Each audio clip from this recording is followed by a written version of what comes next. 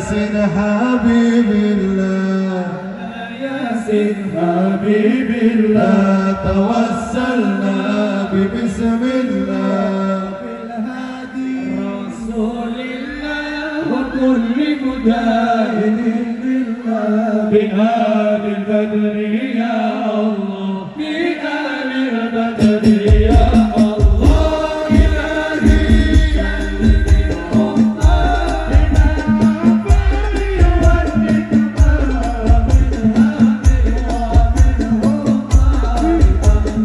هدى يا الله بآل البدر يا الله صلاة الله سلام الله على طه رسول الله صلاة الله سلام الله على ياسين حبيب الله على ياسين حبيب الله توسلنا ببسم الله بالهادي رسول الله وكل مجاهد لله بأهل البدر يا الله بأهل البدر يا الله إلهي سلم الأمة من الأحد والنكمة ومن هادي ومن هدى بأهل البدر يا الله بأهل البدر يا الله بأهل البدر يا الله بأهل البدر يا الله بأهل البدر يا الله بأهل البدر يا الله على النبي محمد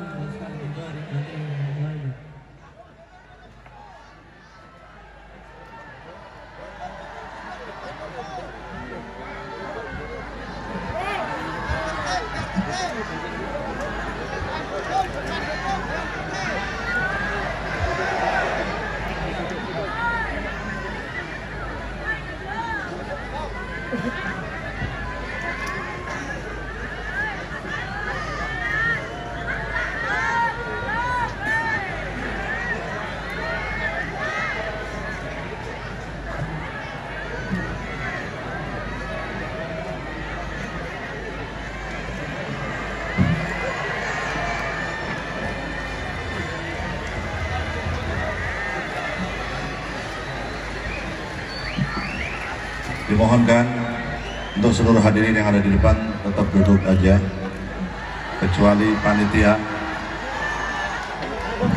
yang tidak menutupi yang ada di belakang. Mohon yang di depan duduk aja dulu.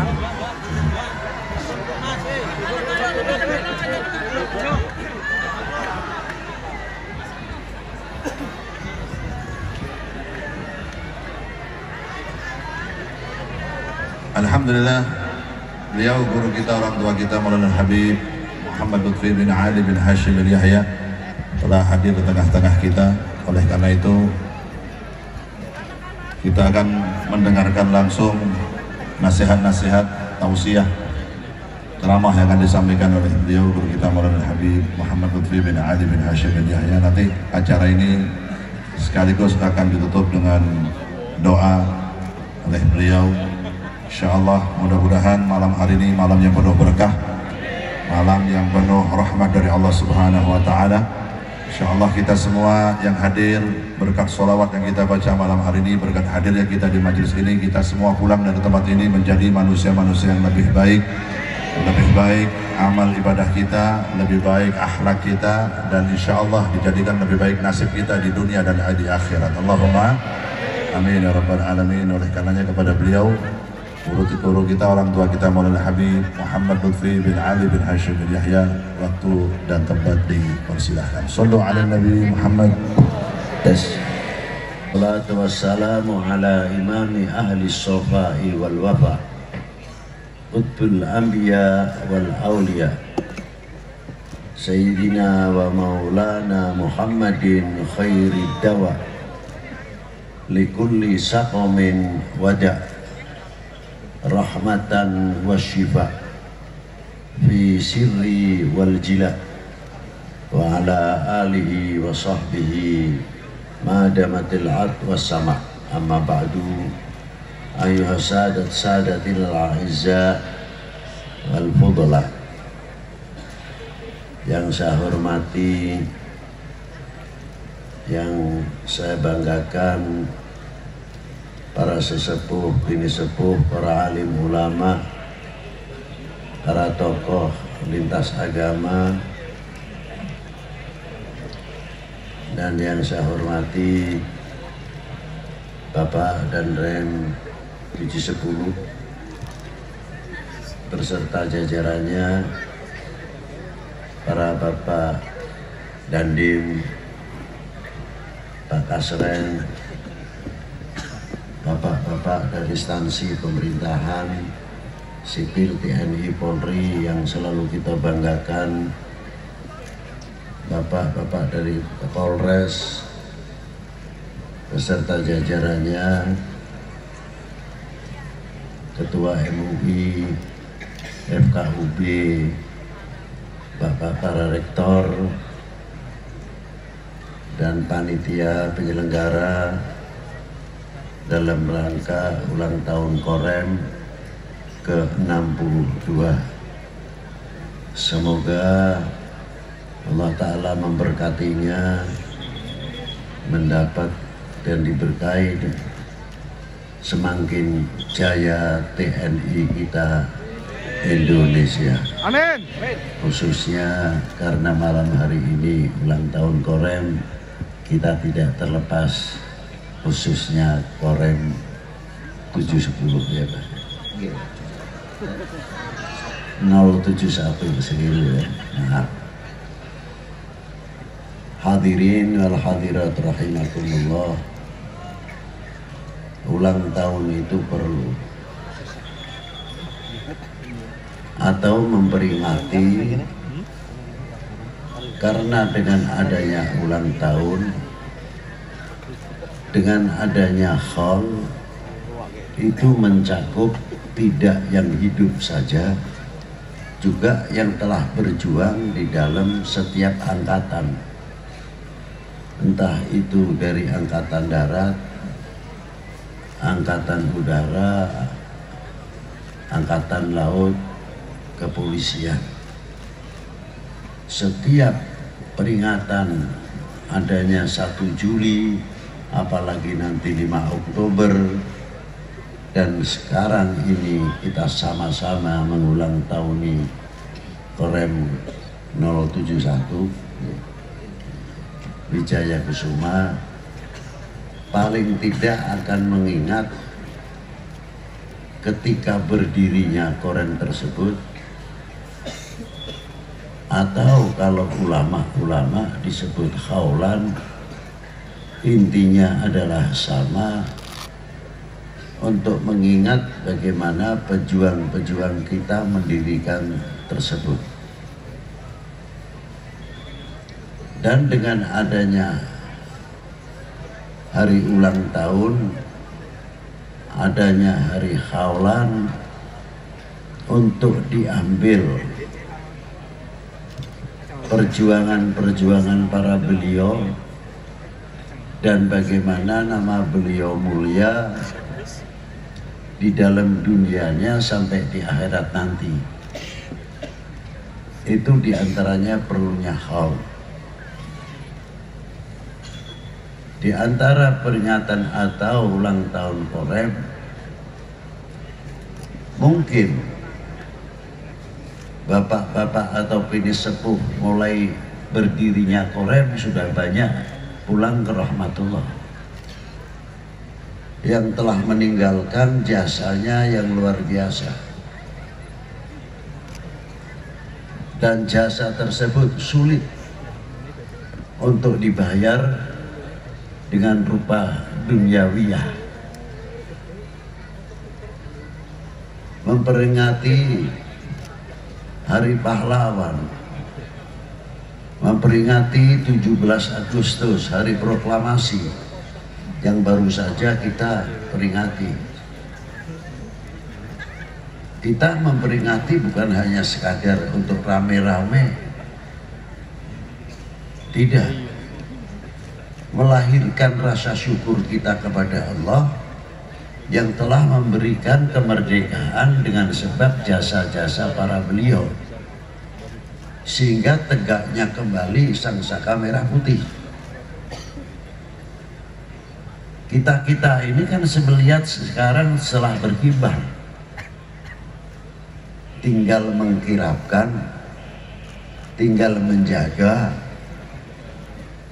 Karena dari kita sendiri itu masih banyak yang tidak mengetahui apa sih sebenarnya yang ada di dalam merah putih itu sendiri, karena tidak ada hurufnya, hanya dua warna, merah dan putih.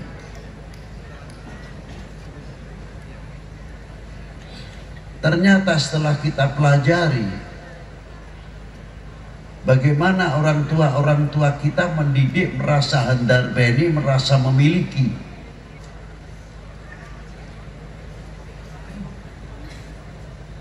Dari situlah para beliau, kalau sekarang cara berdakwah, mengajak, merasa handar beni republik ini dengan segala cara para pendahulu. Satu contoh, ada dengan adanya sedekah bumi, ada lagi dengan sedekah laut. Kita tidak melihat ubur rampenya, tapi makna sedekah bumi dan sedekah laut itu ialah tanah air. Untuk menutupi semuanya itu dengan macam-macam lah, karena pada waktu itu di zaman kekuatan pemerintahan Hindia Belanda. Maka berjalan. Artinya dengan sedekah bumi ini, sejauh mana kita memanfaatkan bumi yang telah digelar oleh Allah Ta'ala khususnya untuk bangsa Indonesia. Mampukah sebagai tanda rasa syukur kepada Allah memanfaatkan bumi ini dengan membangun pertanian, ekonomi, dan lain sebagainya, apa yang ada di dalam bumi. Maka dengan sedekah bumi tersebut kita mensyukuri apa yang telah diberi oleh Allah. Mampukah kita memanfaatkan syukur tersebut? Dibelanjakan dengan apa?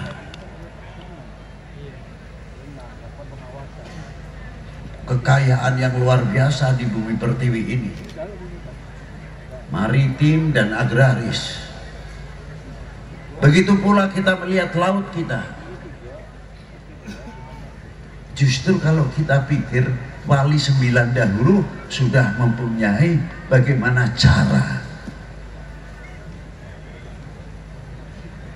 mendidik masyarakatnya atau umat ini dengan melalui dunia perwahyangan. Filosofi yang sangat tinggi kita ambil kayak Werkudara atau Bima. Kita lihat dalam dalang-dalang itu kan banyak, tapi sejauh mana kita memahami?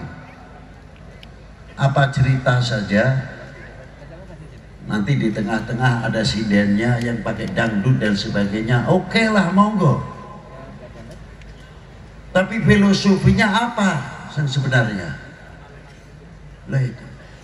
Ternyata 1000 tahun yang lalu mulai digelar oleh Wali 9 sebelumnya oleh Mahaguru Maulana Ibrahim Makhdum, terkenal dengan Sunan Bonangnya, yang telah mencetak murid-murid yang luar biasa seperti Kanjeng Sunan Kalijogo. Namanya Ajib Kalijogo. Tapi sekarang mencari Kalijogo agak sulit. Menjadi Sunan apalagi Kalijogonya saja. Apa sih sebenarnya maksud Kalijogo? Kali itu di zaman itu sudah terbentuk aliran-aliran yang terkadang benturan yang tidak masuk akal bisa terjadi. Siapa yang akan mampu menjaga aliran-aliran tersebut? ternyata murid Kanjeng Sunan Bonang yang disebut Kalijogo tersebut. Nah, itu bukan topo ning pinggir Bengawan Solo tok, itu bukan sampai lumutan. Nah, itu. Dalam hati kecil kita itu ketika kita melihat cerita itu, kita ngomong, ning ndi saiki, kepriwe iki saiki sing dadi Kalijaga sapa kowe? Menjaga umat, menjaga bangsa, menjaga kesatuan persatuan bangsa. Boleh-boleh saja pilihan, beda pilihan, monggo, tapi kita tunjukkan intelektual kita. Tetap beda pilihan, tapi tetap kita menjaga kesatuan persatuan yang luar biasa. Inilah. Nah, pada waktu itu Kanjeng Kali Sunan Kalijogo dari Sunan Debonannya menceritakan Bimo mempunyai 3 anak yang luar biasa. Di zaman itu sudah disebut apa yang pertama, Gatot Kaca, hebat. Kaca itu sudah dikenal dari 1000 tahun yang lalu, sudah ada nama kaca. Pantulan kaca ini luar biasa kalau kena sinar matahari. Dari Gatot Kaca itu sudah melambangkan ahli antariksa, astronomi yang luar biasa. Cuma kita nontonnya senangnya kesaktiannya saja, terbuai oleh kesaktian. Bisa membuat satelit, bisa membuat dan lain sebagainya. Handphone yang berhubungan dengan satelit sudah dikenal dari dulu Gatot Kaca. Yang kedua, Antareja. Kalau kita lihat dalam wayangan, bisa nyilem ning bumi, ya sudah, itu bolak-balik kesaktian. Padahal di sini satu menunjukkan ahli pertambangan, ahli geologi, ahli vulkanologi, ahli pertanian, dan lain sebagainya ditunjukkan pada waktu itu dengan melalui pewayangan. Yang satu lagi ahli kelautan, Antasena, komplit melambangkan dari dulu sudah membuat satu isyarat. Mampukah 3 hal ini kita akan melahirkan putra-putri yang mampu menjawab tantangan umat dan tantangan bangsa. Ahli antariksa, ahli pertambangan, ahli pertanahan, ahli geologi, vulkanologi. Itu sudah diciptakan, ditulis oleh para beliau. Yang ahli kelautan, ini satu.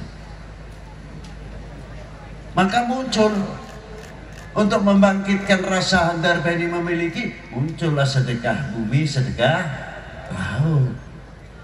Jangan lihat negatifnya, lihat negatifnya tidak ada habis-habisnya nanti. Lho kok ono saja nih das kebu dibuat laut, sikir iki usih.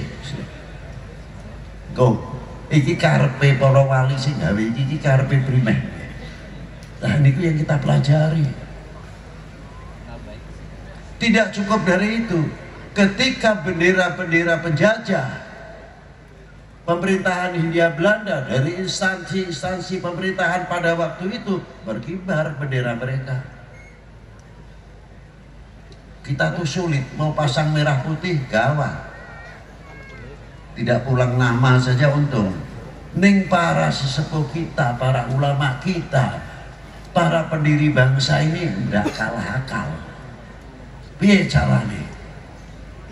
Tiap buat rumah, sak durunge pasang reng, pasang usuk, blandar tengahnya kayune itu. Kalau di sini apa namanya, blandar apa? Sami, penglari lah niku. Utawi molo niku. Dipasang napa? Janur, kelirik kuning ayu langsep. Kalau saat ini badai nyebut kuning wedi, nyebut biru wedi. Zaman meh kampanye menyebut kuning dan Golkar lah. Repot maning nih. Nggak nyebut biru tanggapannya si maning. Nih, kalau senengnya nganggo kelambi krem, Habibie kena mencongnya mana dia? Elah repot kali. Wis paling gampang udah putih-putih belah kayak gue. Gimana? Ya, muka penak kayaknya tuh.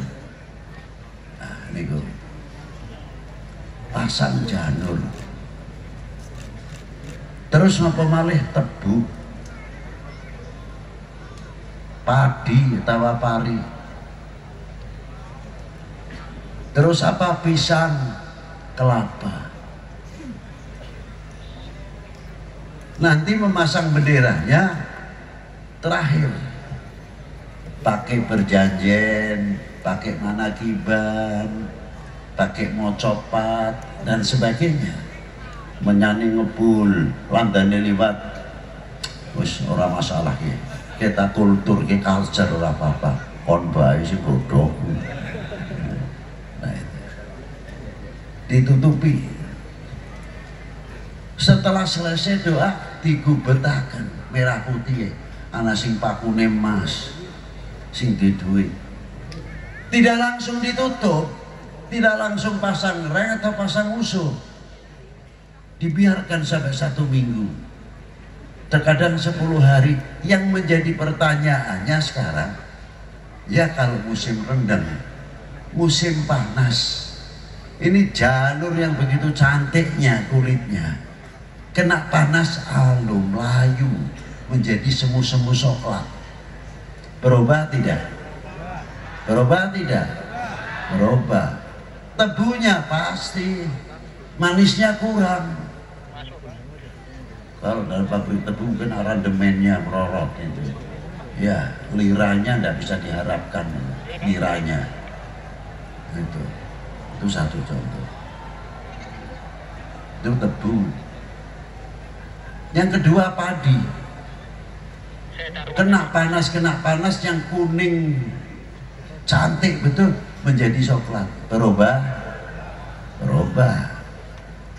Kelapanya hijau tadi kena panas mangkeleh coklat. Nah pertanyaannya, merah putihnya berubah tidak? Tidak. Jatilah itu yang mempertahankan, mempunyai kefanatikan terhadap bangsa dan tanah airnya. Ngoten itu. Biar lainnya berubah, merah putih adalah tetap merah.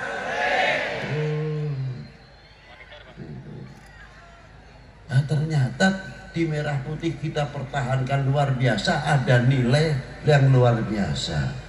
Tolong dicatat untuk anak-anak kita supaya mengetahui.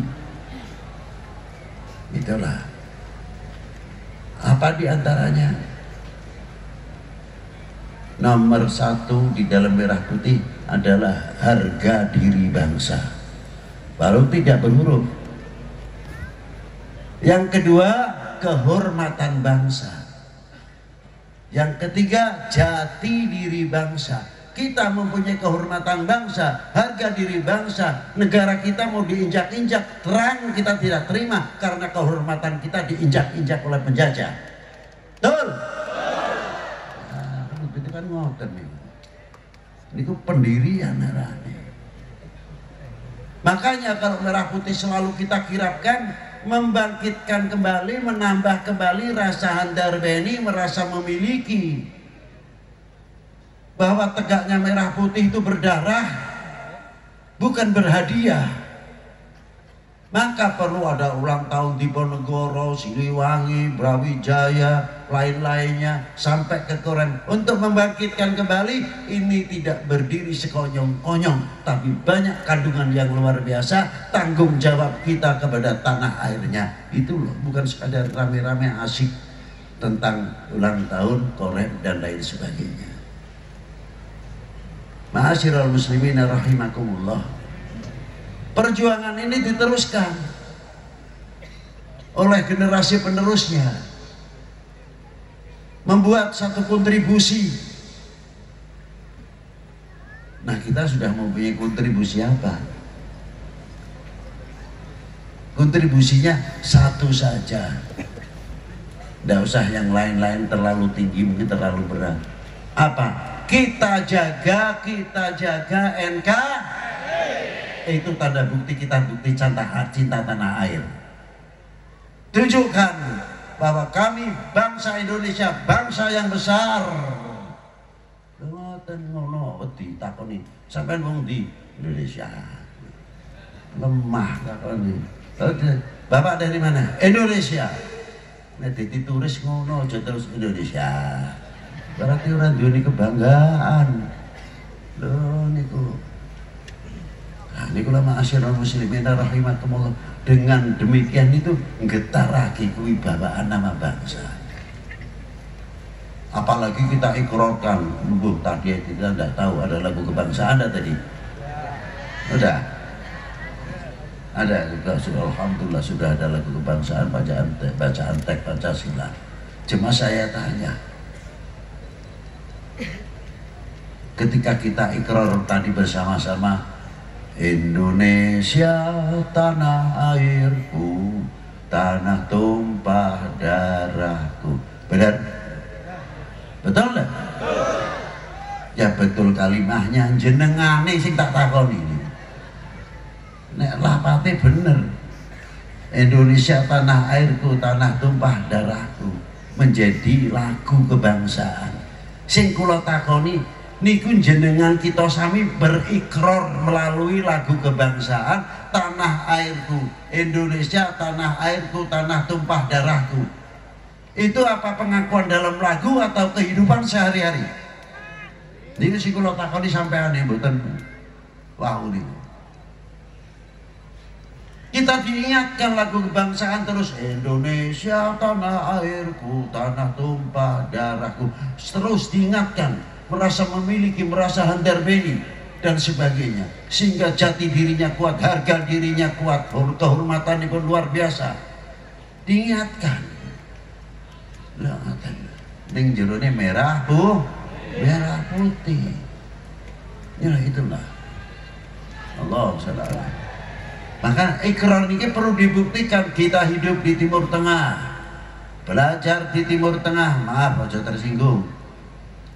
Pulang pakai sorban boleh, pakai gamis itu sunnah Nabi boleh, tapi kita tetap Indonesia. Dari Eropa makan pakai sendok garpu, pakai supit. Yang di negeri timur jauh, yang Eropa pakai sendok garpu, tidak akan mampu merubah kami Indonesia. Ini lamun bisa kayak gue.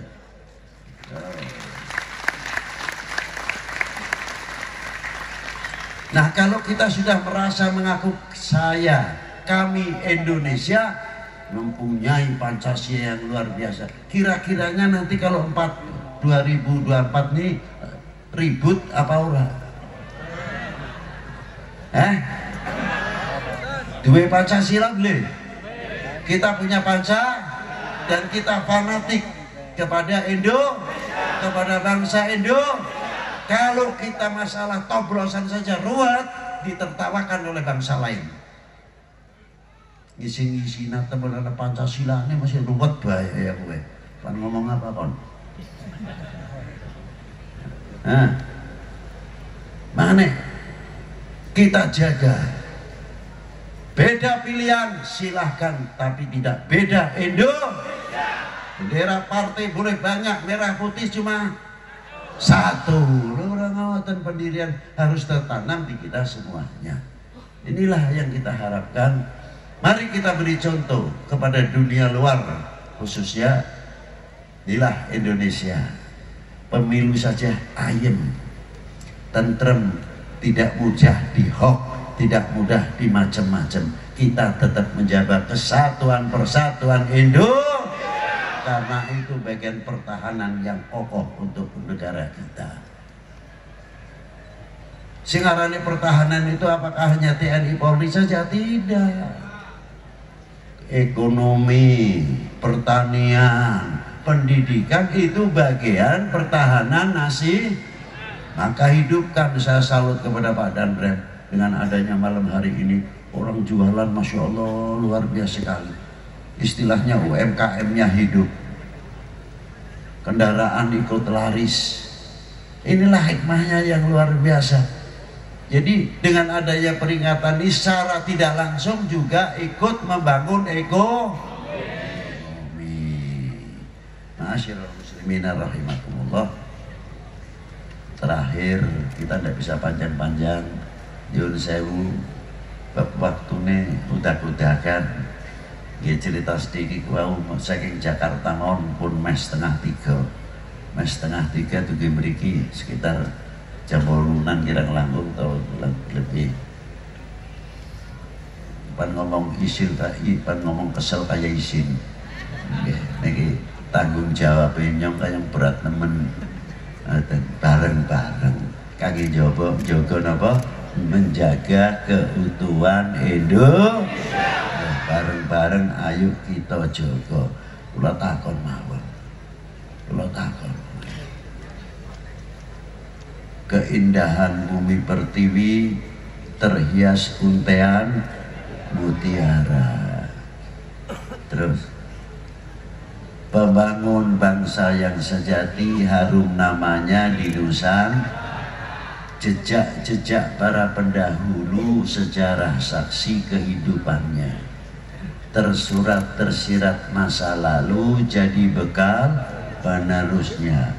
Merah putih melekat disinari pancaran iman, dimanapun kita berada tetap cinta. Wahai bangsaku yang kubanggakan, relakah negerimu terpecah belah? Jawab yang tegas. Alhamdulillah. Wassalamualaikum warahmatullahi wabarakatuh.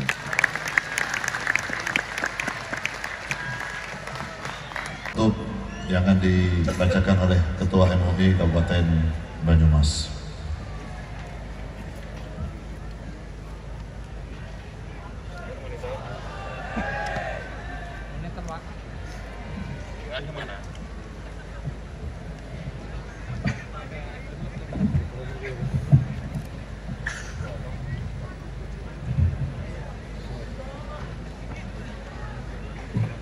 Rabbil alamin.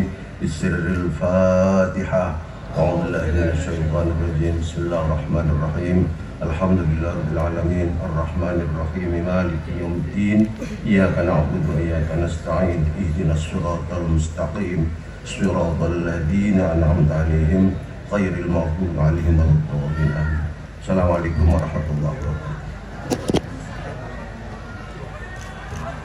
Disilakan untuk menyerahkan cindera mata.